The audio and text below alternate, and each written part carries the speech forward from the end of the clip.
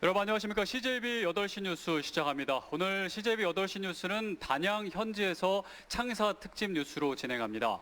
지금 저희가 나와 있는 이곳은 국내 최대 민물고기 아쿠아리움이자 단양의 랜드마크인 다누리 아쿠아리움인데요. 내년까지 90억 원을 투입해 미디어 아트를 도입한 최첨단의 체험 전시 공간을 조성할 계획입니다. 오늘 단양군에서 전해드리는 CJB 창사 특집 첫 소식은 연간 1,000만 관광객이 찾고 있는 관광 명품 도시 단양이 이제는 항공과 수상 레포츠까지 겸비한 관광 도시로 진화를 꾀하고 있다는 소식인데요. 항공 수상 관광의 메카를 꿈꾸는 단양의 비전을 이윤영 기자가 담아왔습니다.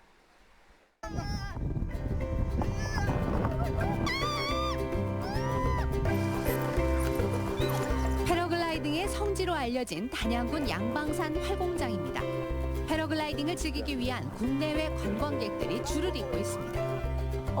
너무 기대되고요. 설레고 너무 벅차요, 가슴이. 이처럼 패러글라이딩의 짜릿함과 멋진 풍광을 즐기기 위해 이곳 단양을 찾는 관광객은 연간 32만여 명에 이릅니다.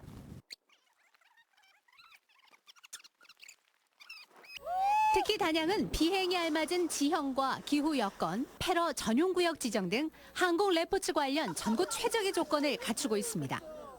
1년 365일 중에 300일이 넘는 비행 일수를 자랑하는 곳입니다. 그러다 보니까 언제든지 많은 관광객들이 와도 바람 때문에 안 됩니다라는 그런 확률도 적고 안전하다 보니까 관광객이 많이 찾습니다.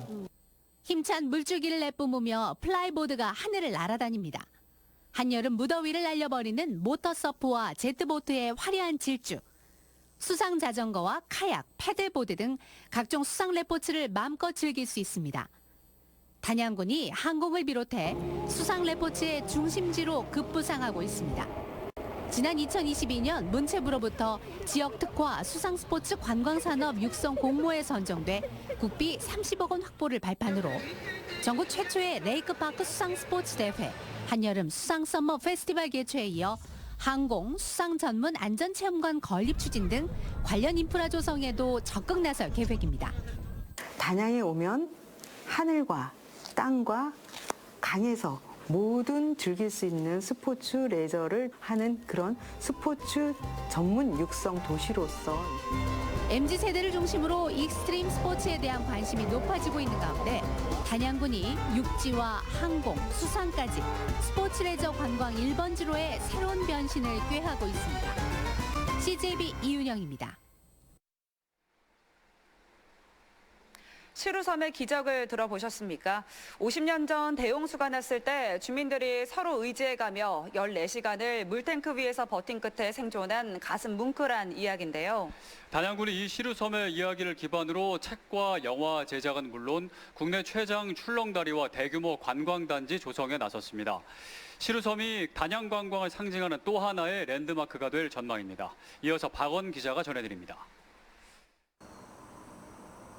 1972년 8월 19일 평온했던 단양 시루섬 마을에 혼돈이 들이닥쳤습니다.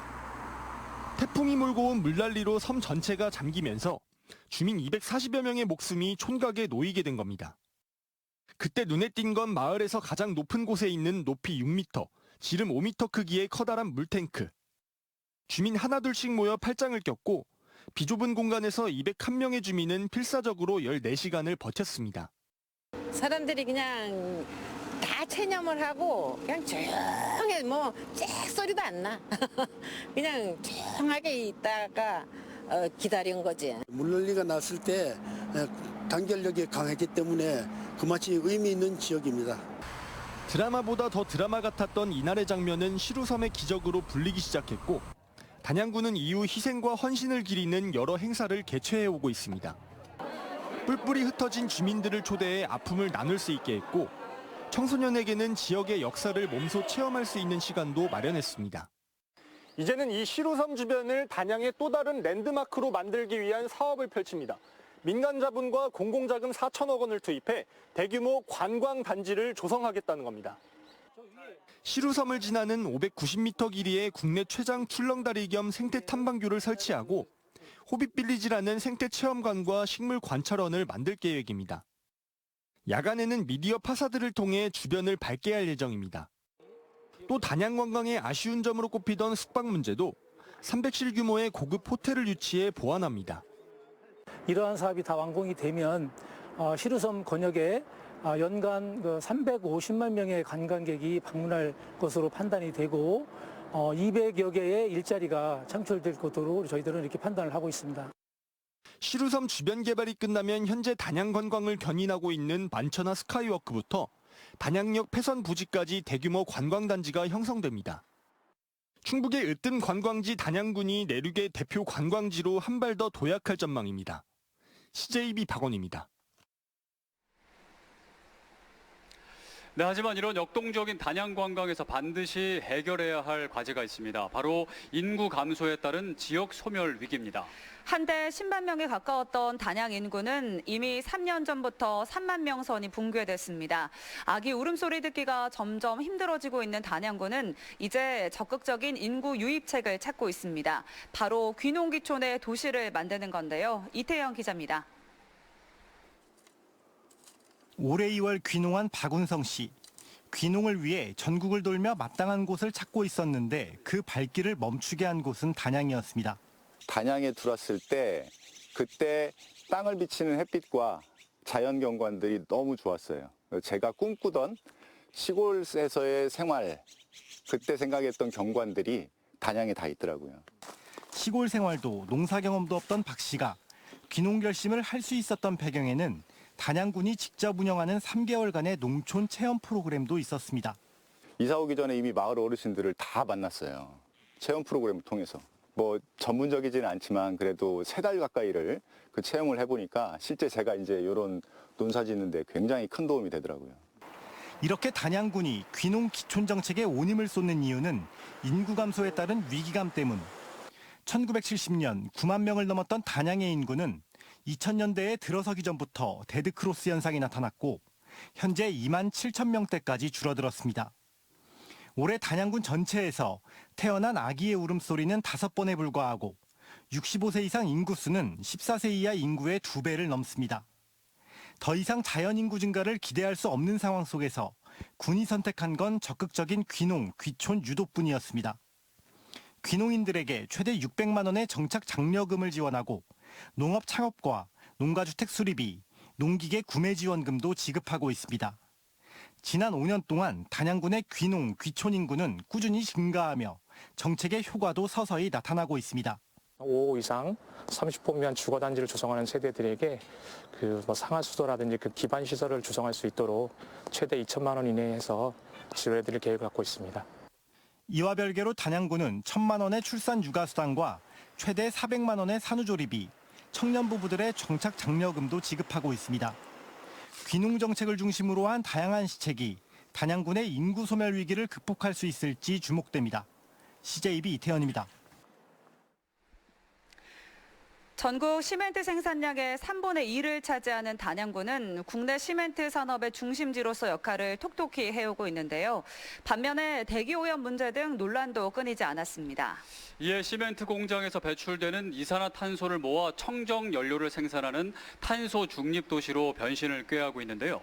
침체된 시멘트 산업을 신성장 동력으로 삼기 위한 대전환이 시작됐습니다. 안재원 기자가 보도합니다. 지난 60년간 단양의 지역 경제를 견인하고 있는 시멘트 산업. 지역 내 고용과 매출이 높은 제조업 분야 중에서도 시멘트, 석회석 등 비금속 광물 제품 제조업 종사자는 60%가 넘습니다. 하지만 시멘트 산업은 기간 산업의 축소와 사양화 속에 여러 가지 도전에 직면해 있습니다. 특히 탄소 중립 달성이라는 시대적 과제 속에 단양군이 저탄소 연료화 기술 개발 CCU 산업에 뛰어들었습니다. 시멘트 산업에서 배출되는 이산화탄소를 포집해 제품화하는 탄소 자원화 기술로 국비 등 835억 원이 투입됐습니다. 다량 배출되고 있는 이산화탄소나 유해 물질을 제거 혹은 포집하여서 메탄올 생산이라든지 탄소 광물화 등 신산업에 대한 기초 연구를 수행하고 있습니다. 단양군은 신규 산업단지 조성에도 변화를 꾀하고 있습니다. 지난 2012년 조성한 단양 일반 산단은 원료 지향형 기업이 주를 이루고 있는데 인력난 등의 문제로 92% 분양률에 머물러 있기 때문입니다. 정주 여건이 안 되다 보니까 인력 구하기가 조금 힘드는 게 뭐 단점이고, 장점은 이제 이렇게 원자재 수급이 좀 수월하고 또 사통팔달 도로망이 좋아서. 단양군은 정주 여건 개선 등 필수 선결과제 해소와 함께 CCU 산업이 자리 잡을 수 있는 기반 마련에 나선다는 계획입니다. 신규로 산업단지를 조성하게 되면 이 CCU 산업 관련된 광물탄산화 분야하고 화학적 분야인 메탄올 생산 쪽에 기업들을 유치하려고 적극 노력해야 될 것 같습니다. 사양 산업에서 국가 핵심 사업으로 대전환하기 위한 발걸음이 시작됐습니다. 새로운 100년 먹거리를 창출하기 위한 단양군의 다양한 도전과 시도가 변화의 물결을 만들고 있습니다. CJB 안정은입니다.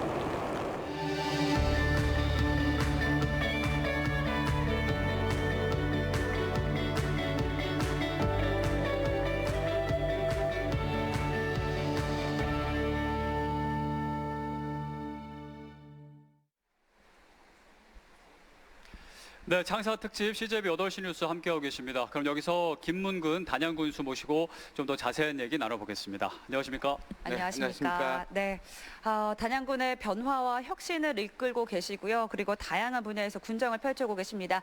지금까지 거둔 성과에 대해서 평가하자면 어떻게 좀 평가하시겠습니까? 네, 성과에 대한 말씀에 앞서서 우리 단양군 역사상 처음인 것 같습니다. 이 아름다운 곳에서 CJB에서 이동 스튜디오를 만들어서 생방송으로 오늘 아주 뜻깊은 자리인 것 같습니다. 네. 예, 우리 이곳 아쿠아리움은 지금부터 11년 전에 만들어져서 한 350여억 원 정도가 투자돼서 지금 연간 한 30-40만 명이 찾아오고 있는 우리 단양 관광의 대표적인 관광지입니다. 네. 그래서 우리 이 사업이 90억 원 투자되는 사업이 이제 곧 시작되는데, 이 사업이 완료되면은 지금 현재는 국내 최대의 민물고기 생태관인데, 이 사업이 완료되면 세계 최대의 가장 큰 생태관으로다가 업그레이드하게 될 예정입니다. 네. 그래서 우리가 그 민선 8기가 지난 1년 6개월 됐습니다.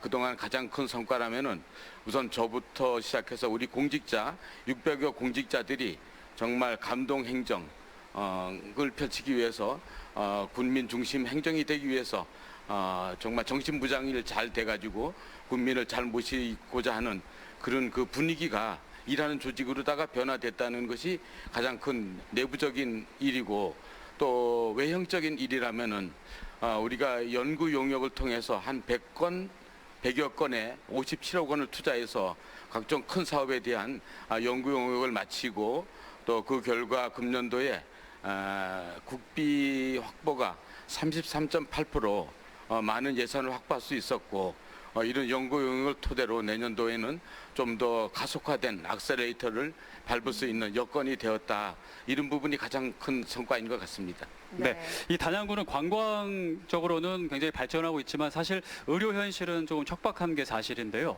이 부분은 어떻게 좀 개선하면 좋을까요? 예, 그렇습니다. 우리가 의료가 지금 굉장히 문제입니다. 네. 자, 8년째 지금 병원이 없는, 응급실이 없는 그런 곳입니다. 그래서 이번에 그 군립보건의료원을 만들게 되는데, 우리가 지난 9월 달에 건물은 다 됐고, 지금 의사 선생님들을 모셔오기 위해서 지난주에 의사 4분에 대해서 채용하기 위한 공고를 냈고, 또 다음 주에는 원장님과 간호사를 모시기 위해서 또 공고를 낼 예정입니다. 네, 잘 좀 진행이 예. 되길 기대해 보겠습니다. 그리고 또 군수님께서는 단양군 그 시루섬에 누구보다도 관심이 크신 걸로 알고 있습니다. 이번에 시루섬 관련한 책도 발간하셨다고 하는데요. 어떤 계기가 있으셨을까요? 예, 시루섬에 대해서는 제가 10년 전이죠. 우리 단양 부군수를 왔을 때 그때부터 이 의미를 깨닫게 돼서 그동안 22분에 대해서 직접 찾아다니면서 서울, 용인, 외부 찾아다니면서 인터뷰를 시작했습니다. 그래서 그 책이 거의 다 완성돼 가지고 이제 곧 그 출판을 앞두고 있습니다. 그래서 처음에 왔을 때 사실적인 얘기, 진실 얘기는 많이 떠돌아다니고 있는데 기록은 어디에도 별로 없습니다. 그래서 누군가는 그 기록 정리를 잘 해서 역사와 후대의 진실을 잘 알려줄 필요가 있다, 이런 생각을 하게 됐고, 그 누군가가 제가 되고 싶었습니다. 네. 이제 그래서 그 시루섬 72년 8월 19일 그 당시 24시간에 대한 그 기록인데 한 600페이지 가까이 됩니다. 그래서 그 24시간에 대한 다큐멘터리, 그래서 작년에 50주년 행사한 그 이전까지 이야기가 되겠습니다. 네. 마지막으로 우리 시청자 여러분 또 단양 군민 여러분께 한 말씀 부탁드리겠습니다.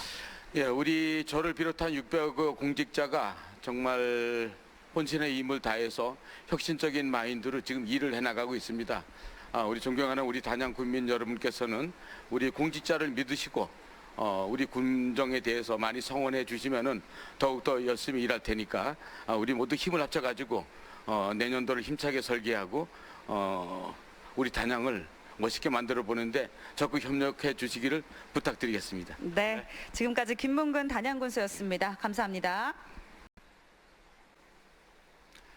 네, 다음 소식입니다. SNS나 챗 GPT 등 미디어 활용이 많은 요즘 청소년들은 정보의 홍수 속에 있다고 해도 과언이 아닌데요. 그만큼 팩트체크를 통해 가짜 뉴스를 걸러낼 수 있는 능력, 이른바 미디어 리터러시의 중요성은 점점 더 커지고 있습니다. 비판적 뉴스 보기 능력을 갖자는 취지로 충북교육청이 청소년 팩트체크 대회를 열었습니다. 진기훈 기자가 전해드립니다. 요즘 유행하는 MBTI가 정말 정확한 심리 검사일지 친구들과 탐구해봅니다. 설탕과 인공 감미료 중 어떤 게 몸에 더 좋다고 생각하는지 설문조사도 벌입니다. SNS와 챗 GPT 등 미디어 활용이 많은 요즘, 수많은 정보에 무방비로 노출되는 청소년들이 허위 조작 정보를 판별하고 비판적 시각을 키우는 충북 청소년 팩트체크 대회가 열렸습니다. 학생들이 정한 주제에 대해 설문조사와 실험, 전문가 면담, 논문 검색 등 정보의 신뢰성을 확인하는 과정을 평가하는 겁니다. 출처가 정확한지 이런 거를 파악하는 게 제일 어려웠어요. 이게 믿을 만한 사실인지 어떤 기관에서 나온 건지 체크하는 것이 가장 어려웠던 것 같습니다. 도내 초중고 37팀 113명이 참여한 예선을 거쳐 15팀 63명이 본선에 올랐습니다. 지난 9월부터 석 달간 팀을 이룬 친구들과 미디어 교육을 받고 정보의 출처와 정확성을 직접 검증하며 무분별하게 접하는 각종 정보에 대한 비판적 시각을 키웁니다.